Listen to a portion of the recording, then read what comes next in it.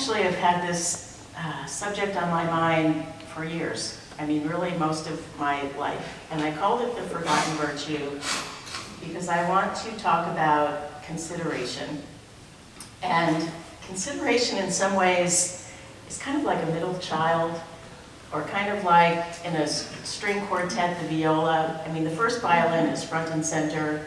The oldest child in a family is usually the one that demands all the attention. And kindness is a virtue that gets a lot of attention. I mean, I don't know about you, but I often see posts on social media, in a world where we can be anything, be kind. I personally have 2 different t-shirts that say be kind. Someone gave me a bag that says spread kindness like wildflowers. Reverend Egan used to wear a t-shirt that said spread kindness like confetti. It was a World Kindness Day. But nobody ever talks about consideration. Oh yeah, there's a song. Tim McGraw sings a song called Be Humble and Kind. And some people might say, well, it's the same thing. You know, people talk about be kind and considerate all in one breath. But they're not really the same. So kindness is a practice of the golden rule. Do unto others as you would have them do unto you. And that's a principle that's in every scripture of the world. And it's very important, is to treat others as you would want to be treated. But the challenge with that is if the way you want to be treated is different from the way someone else wants to be treated. So, for example, a couple of years ago, I was diagnosed with cancer. I went through surgery for the first time in my life. And an old friend, someone who I was friends with in junior high and high school, who still lives in New York, we haven't seen each other in decades, she sent me a really generous gift, a care package that was full of chocolates and cookies with a note that said, be kind to yourself, here's a treat for you. And I really appreciated her generosity. I mean, it was clearly an expensive gift. The shipping probably cost even more than the gift, the way things are nowadays. So she spent a lot of money and it was very thoughtful. But she didn't consider the fact that I wasn't eating sugar anymore. People say that sugar feeds cancer, so when I was diagnosed with cancer, I eliminated sugar from my life.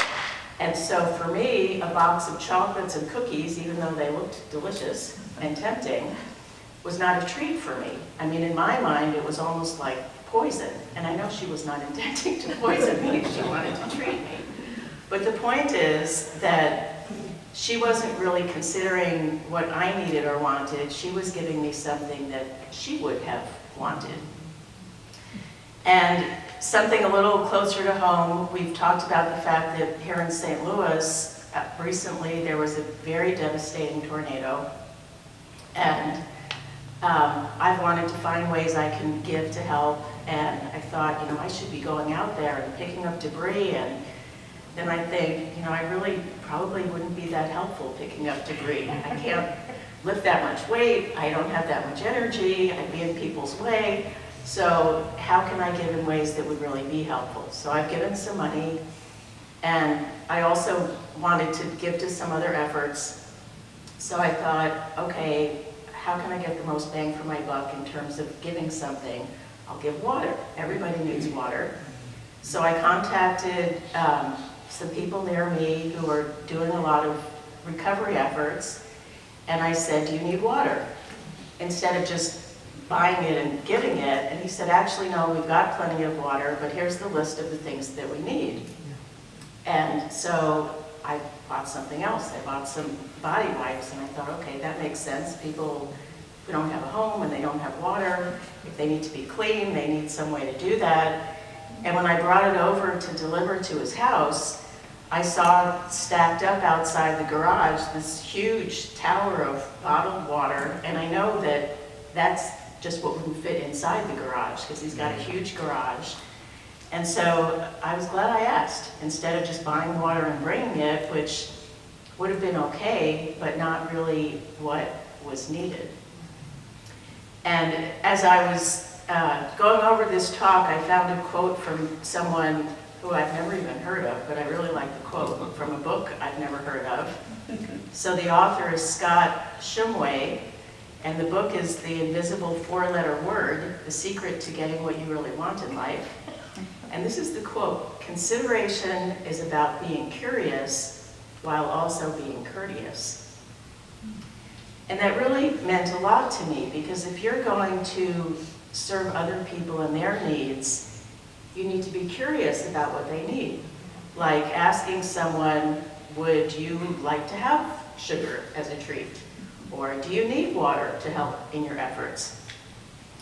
And that's a practice of what's called the platinum rule, which is do unto others as they would have done to them. Not as I want, but what do they want? And in order to find out what other people want, you need to be curious, and you need to be observant. And you need to put other people first. So I'm not saying there's anything wrong with the principle that you have to love yourself before you love other people, but I'm not sure I really agree with that. I think that loving other people is actually how you learn what love is, and by learning what love is, that's how you're able to love yourself. So it's not so much that you put yourself first. I think when you put other people first, then it helps you to bring out what's inside of you, and so that's how you discover more of what you have to give. That's my opinion anyway. So if you're going to, and I'm also not saying there's anything wrong with kindness. Kindness is absolutely wonderful. That's why it gets so much press. I just think that it's not enough to give what you want to give. It's important also to give what other people need and to find out what they need, instead of assuming that everybody has the same needs, because we don't. So kindness includes being warm, it includes being generous, and I think you can be kind without being considerate, but I don't think that you can be considerate without being kind. Like, to be considerate means that you are being kind.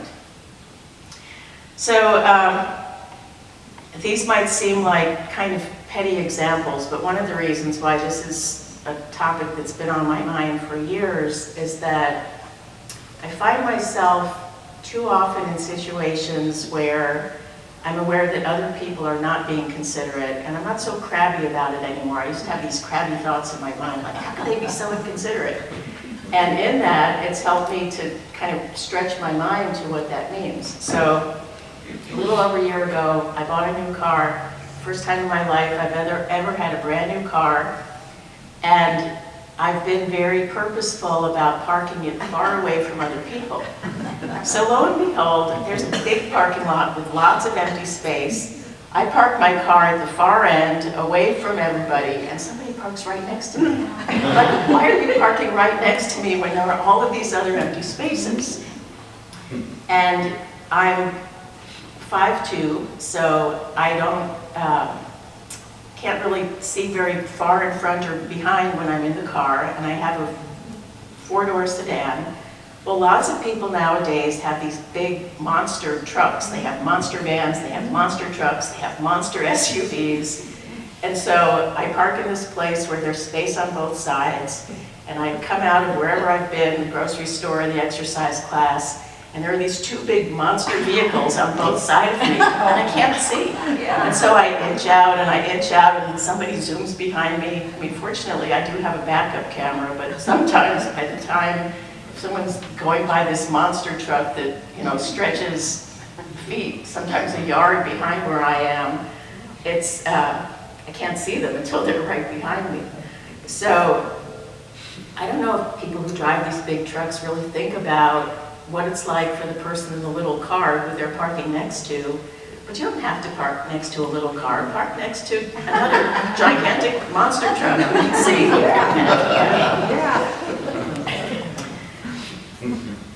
So another seemingly petty thing that draws to my attention, people being considerate or not.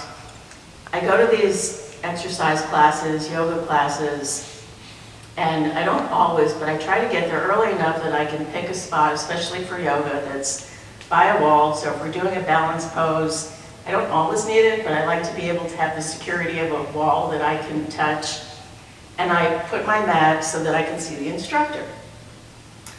And all too often, somebody who comes late to class will put their mat right in front of me, in between me and the instructor, so I can't see the instructor. And all they would have to do is look behind them and look if there's a mirror in the mirror to see if I put my mat right here, she's not going to be able to see the instructor, and all they have to do is move it over just a little bit. And so if there's space, I will move my mat over, but sometimes there's not space because the person to the right of me is too close. And so if I move over, then we're going to hit each other. And it doesn't seem that important, but I'll tell you how I noticed it was important. I was at a class, and there was a woman who's smaller than I am, so she probably has a similar experience that I do. And she put her mat in front of me, and she turned around and looked at me, and she said, "Can you see?" And I just felt so grateful and so touched that she cared enough to see if I could see, and I could. I mean, she was small enough, I probably could have seen around her, but she cared, and she looked. And she considered the fact that her space was intermingling with my space. So another example, I was at the Fox Theater, and this isn't something where people can choose seats. I mean, you already have your seats. And there were two women who were directly in my line of sight between me and the stage, and they both had their sunglasses sitting on top of their heads. But when you're inside, you don't need to wear sunglasses, so I get that you take them off, but why would you put it on top of your head? Because I couldn't see then. You know, their sunglasses made their heads about this tall. You can put your sunglasses in your purse. Some people hook them over their collar. And I debated, you know, should I walk up the 4 rows and tap them on the shoulder and say, "Could you please take your sunglasses off your head?" And I didn't. But it's like the whole play that keeps coming into my mind where I'm trying to, you know, shift my position, and I didn't want to interfere with the people behind me. If I kept shifting my position, then they would have to keep shifting their position. So it was kind of like a domino effect. It's, you know, these things might seem kind of silly and they might seem petty, but I believe that what you do in small ways extends to what you do in all ways. So if you can be considerate about whether someone behind you can see the instructor, then you might also be considerate about how what I'm doing is affecting my neighbors or my community or the nation. And as I was going over this talk, I thought I would look up consideration to see what the word actually means, what the origins are. And there are a couple of different things. One of them has to do with being observant, but the one that really struck me is that con means with, and Sid, S-I-D, means stars. So if anybody here is an astrologer or has done or had an astrology chart, sometimes they call those charts sidereal charts because it means of the stars. So consideration means with the stars. And one of the definitions said, so it's kind of like when you contemplate the stars, that's what consideration is like, contemplating other people and what they need.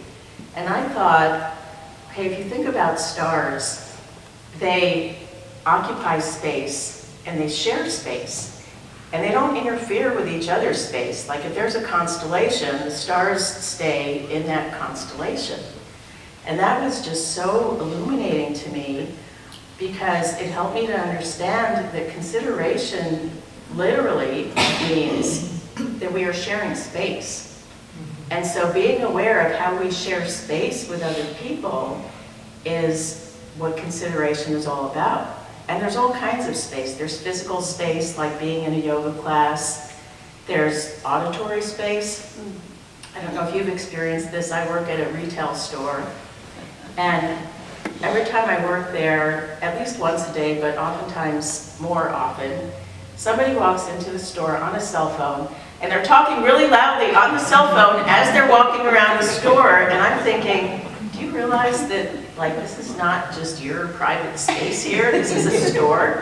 And so part of my job is I'm supposed to go up to people when they walk in the store and ask them, you know, say hello, do you need help? And I don't want to interrupt someone's conversation, and I'm thinking, okay, why am I worrying about interrupting their conversation when they're the one who's walked into the store on the phone? And sometimes they don't stop, like they talk the whole time they're in the store. They're still talking when they come up to pay for their stuff. And I can hardly even say, you know, your purchase came out to whatever, $24.65, because they're on the phone. And how hard would it be for them to get off the phone before they come into the store, or say to the person, let me call you back, I'm about to walk into a store, instead of just taking up all of the space. Restaurants sometimes, I'm sitting across the table from somebody and I can hardly hear what they're saying because somebody at a table over there is talking so loudly that they have really interrupted the hearing space. Sometimes it happens with smell. Some people are very sensitive to scents, and some people are not, and they wear cologne that's really strong. And so when they walk into a room, it invades the space of the other people who are there. So for me, thinking about this space that we share physical space, we share emotional space, we share the space of our senses, and how can I be sensitive to and aware of this space that we share and be respectful of other people's space, not just my own and taking up all of the space. I think that the more that we can do that in simple everyday ways, then the more we'll be able to do it in bigger, more society ways. And I want to end with a quote from Confucius. Confucius sometimes is seen as a spiritual master, and his focus was very much on society and how people in the world could get along. And interestingly, when I was looking for scriptural quotes on consideration, and I couldn't find any, because it's not in scriptures. That's why I think it's a forgotten virtue, or at least a not very well paid attention to virtue. So Confucius said, consideration for others is the basis of a good life and a good society. And so I would encourage you this week to look to see how you might consider other people and their needs, how you might consider the space that you're taking up and respecting other people's space, and see how that improves your life. Thank you.